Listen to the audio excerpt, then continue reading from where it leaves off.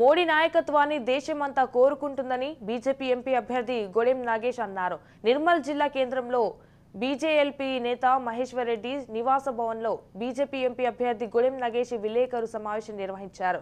BRS ప్రభుత్వం 10 సంవత్సరాల కాలంలో అనేక కుంభకోణాలు జరిగాయని, దేశం అన్ని రంగాల్లో ముందుకు సాగాలంటే బీజేపీకి పట్టం కట్టాలన్నారు గొడెం నాగేష్.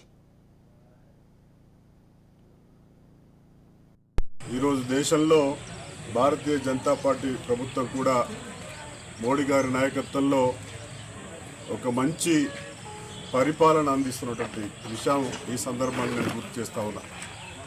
ఎందుకంటే గత 10 సంవత్సరాల కంటే ముందున్నటువంటి కాంగ్రెస్ పార్టీ కావచ్చు, లేకపోతే అప్పుడున్నటువంటి నేషనల్ ఫ్రంట్ కావచ్చు, ఆ కాలంలో పూర్తిగా ఎన్నో కుంభకోణాలు జరిగినాయి. ఏ పత్రికలు చూసినా ఆ 10 సంవత్సరాల కాలంలో అనేకమైనటువంటి వేలాది కోట్ల యొక్క కుంభకోణాలు జరిగినటువంటి విషయం ఈ దేశ ప్రజలకు తెలుసు.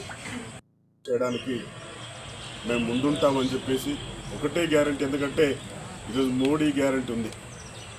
ప్రతి సమస్యకి పరిష్కారం మోడీ గ్యారంటీ. కాబట్టి ఆ ధీమతోటే మేము కూడా చెప్తా ఉన్నాం.